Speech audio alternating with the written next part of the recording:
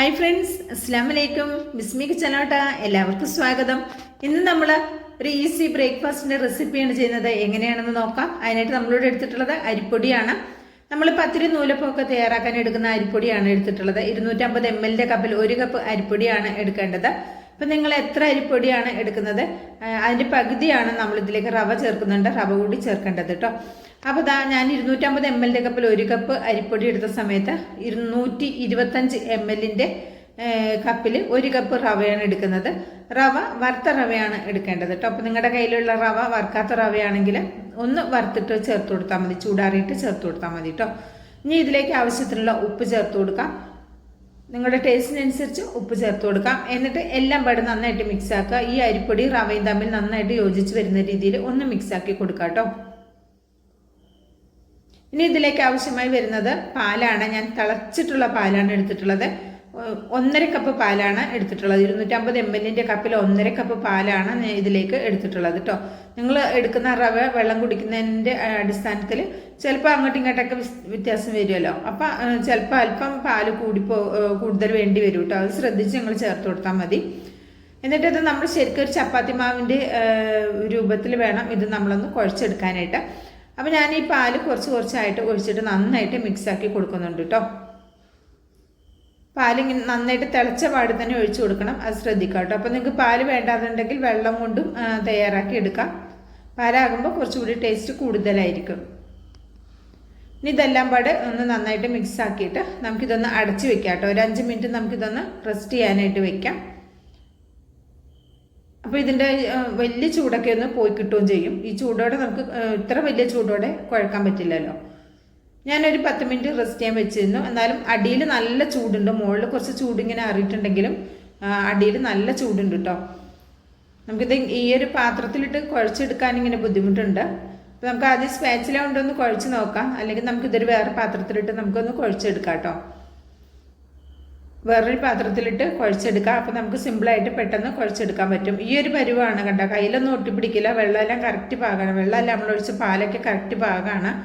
അപ്പോൾ ഒന്നായിട്ട് ആദ്യം തന്നെ നിങ്ങൾ 1 കപ്പ് അരിപ്പൊടി 1/2 കപ്പ് റവയാണ് എടുക്കുന്നതെങ്കിൽ 1.5 കപ്പ് പാല് ചേർക്കുന്ന സമയത്ത് ഒന്നായിട്ട് ഒഴിച്ചു കൊടുക്കരുത്, കുറച്ചായിട്ട് ഒഴിച്ചു കൊടുക്കുക കേട്ടോ. എന്നിട്ട് ഇതിങ്ങനെ കുഴച്ചെടുക്കുക. ഇങ്ങനെ കുഴച്ച് വരുന്ന സമയത്ത് ആദ്യം നിങ്ങൾ ഓർക്കും ഇതിലേക്ക് ഇനി വെള്ളം വേണ്ടി വരുമെന്ന്. പക്ഷേ നമ്മളിങ്ങനെ കുഴച്ച് വരുന്ന സമയത്ത് വെള്ളം കറക്റ്റ് പാകമായി കിട്ടിക്കോളൂ കേട്ടോ. പിന്നെ നമ്മൾ വെള്ളം ഒന്നും ചേർക്കേണ്ട ആവശ്യമില്ല. ഇത് നമ്മൾ കുഴച്ചിങ്ങനെ വരുന്ന സമയത്ത് കറക്റ്റ് പാകത്തിന് നമുക്ക് കിട്ടും. ഇത് ഞാനിത് കുഴയ്ക്കുന്നത് ഫുള്ളായിട്ട് കാണിച്ചു തരുന്നുണ്ട്. അപ്പോൾ നിങ്ങൾക്കിത് മനസ്സിലാകും. നല്ല സോഫ്റ്റ് ആയിട്ടുള്ള മാവ് നമുക്ക് തയ്യാറാക്കി എടുക്കാൻ പറ്റും. ഒരുപാട് ബലം കൊടുത്ത് കുഴക്കേണ്ടതൊന്നും ആവശ്യമില്ല. പത്തിരിക്കൊക്കെ കുഴക്കുന്ന പോലെ കുഴക്കേണ്ട ആവശ്യമൊന്നുമില്ല കേട്ടോ. സിമ്പിളായിട്ടത് പെട്ടെന്ന് അങ്ങോട്ട് അയഞ്ഞു വന്നോളൂ. ഇപ്പോൾ തന്നെ കണ്ടോ, നിങ്ങൾക്ക് കാണുമ്പോൾ തന്നെ അറിയാം നന്നായിട്ട് അയഞ്ഞു വന്നിട്ടുണ്ട്. കയ്യിലൊന്നും ഒട്ടിപ്പിടിക്കുന്നില്ല.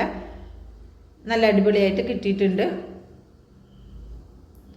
ഇതുപോലെ ഒന്ന് കുഴച്ചെടുത്തതിന് ശേഷം നമുക്കിതൊന്ന് ഉരുട്ടിയെടുക്കാം. കയ്യിലൊരല്പം വെളിച്ചെണ്ണ ആക്കി കൊടുക്കുന്നുണ്ട് കേട്ടോ. ഒന്നാക്കിയിട്ട് ഒന്ന് ജസ്റ്റ് ഒന്നും കൂടി ഒന്നിങ്ങനെ ഒന്ന് ഉരുട്ടിയിട്ട് നമുക്ക് എത്രയാണോ വലിപ്പം വേണ്ടത് അതിനനുസരിച്ചിട്ട് നമുക്കൊന്ന് ഉരുട്ടിയെടുക്കാം. നമ്മൾ അരിപ്പൊടി വെച്ചിട്ടുള്ള ഒരു പാൽപ്പത്തിരിയാണ് കേട്ടോ തയ്യാറാക്കി എടുക്കുന്നത്. ചിക്കൻ കറിയുടെ ഒപ്പം മുട്ട റോസ്റ്റിൻ്റെ ഒപ്പം മുട്ട കറിയുടെ ഒപ്പം ഒക്കെ നല്ല അടിപൊളി കോമ്പിനേഷനാണ്. ബീഫ് കറി ബീഫ് റോസ്റ്റിൻ്റെ ഒപ്പം ഒക്കെ അടിപൊളി കോമ്പിനേഷനാണ് കേട്ടോ.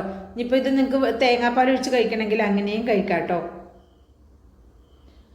ഈ ഒരു രീതിയിൽ ഈ ഒരു വലിപ്പത്തിലാണ് ഞാനിതിവിടെ തയ്യാറാക്കുന്നത്. ഇങ്ങനെ ആക്കിയിട്ട് നമ്മളിത് അടച്ചു വെക്കണം കേട്ടോ. പിന്നെ ഞാനിതൊരു പത്തിരി പ്രസ്സിലൊന്ന് അമർത്തി എടുക്കുന്നുണ്ട്. ഒരു കവർ വെച്ച് കൊടുത്തിട്ടുണ്ട്. എന്നിട്ട് ഇതൊന്ന് പതുക്കെ, ഒരുപാട് നമ്മൾ പത്തിരിക്ക് ബലം കൊടുത്ത് ഇങ്ങനെ അമർത്തുന്ന പോലെ അമർത്തണ്ട. ജസ്റ്റ് പതുക്കെ ഒന്ന് പ്രസ്സാക്കിയാൽ മതി. ഒരുപാട് നേരിയതായി പോകുകയും ചെയ്യരുത്, എന്നാൽ ഒരുപാട് അങ്ങോട്ട് കട്ടിയിൽ ആകുകയും ചെയ്യരുത് കേട്ടോ. ഞാനിപ്പോൾ കാണിച്ചു തരാം. ആ രീതിയിൽ വേണം നിങ്ങളിത് ഇതിൻ്റെ കട്ടി റെഡിയാക്കി എടുക്കാനായിട്ട്. ഈ ഒരു കനത്തിൽ മതി കേട്ടോ. അപ്പോൾ ഇതുപോലെ നമുക്ക് പരത്തിയെടുക്കാം. 2 3 ഒക്കെ നമുക്ക് പരത്തി വെച്ചിട്ട് അങ്ങനെ ചുട്ടെടുക്കാനും പറ്റും. അപ്പോൾ ഈ സമയം കൊണ്ട് ഞാൻ കുറച്ച് എണ്ണ അടുപ്പത്ത് വെച്ചിട്ടുണ്ട്. ഇത് നമ്മൾ ഫ്രൈ ചെയ്തെടുക്കുകയാണ് ചെയ്യുന്നത്. പൂരിയൊക്കെ നമ്മൾ ഫ്രൈ ചെയ്യുന്നത് പോലെ പൂരിയുടെയൊക്കെ ഒരു കനത്തിൽ വേണം നമ്മളിത് പരത്തിയെടുക്കാനും. അപ്പോൾ എണ്ണ നന്നായി ഹൈ ഫ്ലെയിമിൽ വെച്ച് എണ്ണ നന്നായി ചൂടായതിന് ശേഷം ഒരു മീഡിയം ഫ്ലെയിമിൽ വെച്ചിട്ട് വേണം റെഡിയാക്കി എടുക്കാൻ കേട്ടോ. അപ്പോൾ ആദ്യത്തെ ഇടുന്നത് ചിലപ്പോൾ എണ്ണയുടെ ചൂടിൻ്റെ ആ ഒരു അഡ്ജസ്റ്റ്മെൻറ്റ് ശരിയാത്തതുകൊണ്ട് ചിലപ്പോൾ ആദ്യത്തെ ശരിയായില്ല എന്ന് വരും. പക്ഷേ എന്നാലും ബാക്കിയുള്ളതെല്ലാം റെഡി ആയിട്ട് കിട്ടും കേട്ടോ. ഇതിപ്പോൾ എണ്ണ കുറച്ചധികം ചൂടായി പോയിട്ടുണ്ട്. നമ്മൾ ആ പരത്തുന്ന നേരം കൊണ്ട് ഹൈ ഫ്ലെയിമിൽ വെച്ചിരിക്കുകയായിരുന്നു. എന്നാലും ഒരു ഭാഗം കുറച്ചേ പൊങ്ങിയിട്ടുള്ളെങ്കിലും അത് തിരിച്ചിടുന്ന സമയത്ത് ഫുള്ളായിട്ട് പൊങ്ങി വന്നോളും. അതിനൊന്നും പേടിക്കേണ്ട ആവശ്യമില്ല കേട്ടോ. നല്ല ടേസ്റ്റി ആയിട്ട് വെറൈറ്റി ആയിട്ട് നമുക്ക് കഴിക്കാൻ പറ്റിയ ഒരു അടിപൊളിയായിട്ടാണ്. ഇതിനിപ്പോൾ വൈകുന്നേരങ്ങളിൽ ചായയുടെ ഒപ്പം വെറുതെ കഴിക്കാനും നല്ലതാണ്, കറി കൂട്ടി കഴിക്കാനും നല്ലതാണ് കേട്ടോ. നമ്മളിത് അരിപ്പൊടിയൊക്കെ ചേർത്തുണ്ടാക്കുന്നതുകൊണ്ട് ഹാർഡാണോന്നൊന്നും കരുതേണ്ട, നല്ല സോഫ്റ്റ് ആയിട്ടുള്ള ഒരു ബ്രേക്ക്ഫാസ്റ്റ് ഐറ്റമാണ് കേട്ടോ. ഒരു പ്രാവശ്യമെങ്കിലും ഉണ്ടാക്കി നോക്കിക്കോളൂ, തീർച്ചയായിട്ടും എല്ലാവർക്കും ഇഷ്ടമാകും. വീഡിയോ ഇഷ്ടമാകുകയാണെങ്കിൽ കാണുമ്പോൾ തന്നെ ഒരു ലൈക്ക് തന്ന് സപ്പോർട്ട് ചെയ്യാൻ ആരും മറക്കരുത് കേട്ടോ. അതുപോലെ തന്നെ നിങ്ങളുടെ അഭിപ്രായങ്ങൾ അറിയിക്കാനും മറക്കരുത്. ഇങ്ങനെ ഒന്ന് പതുക്കെ ഒന്ന് എണ്ണയിൽ നിന്ന് തട്ടിക്കൊടുത്തു കഴിഞ്ഞാൽ പെട്ടെന്ന് തന്നെ ഇത് ബോൾ പോലെ പൊങ്ങി വന്നോളൂ കേട്ടോ. ഇപ്പം ഞാൻ പറഞ്ഞില്ലേ, ആദ്യത്തെ നമ്മൾ എണ്ണയുടെ ചൂടിൻ്റെ ആ ഒരു ഇതിൽ ആണ് അങ്ങനെ ആയത്.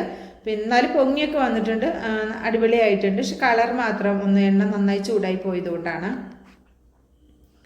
ഹൈ ഫ്ലെയിമിൽ വെച്ച് എണ്ണ നന്നായി ചൂടായ പിന്നെ ഒരു മീഡിയം ഫ്ലെയിമിൽ വെച്ചിട്ട് ഇതുപോലെ ഇങ്ങനെ ഫ്രൈ ആക്കി എടുക്കാം കേട്ടോ. കണ്ടോ, അതിൻ്റെ ആ രണ്ടെണ്ണത്തിൻ്റെയും കളർ വ്യത്യാസം കണ്ടോ. ഇതേപോലെ നമുക്ക് ബാക്കിയുള്ളതെല്ലാം റെഡിയാക്കി എടുക്കാം.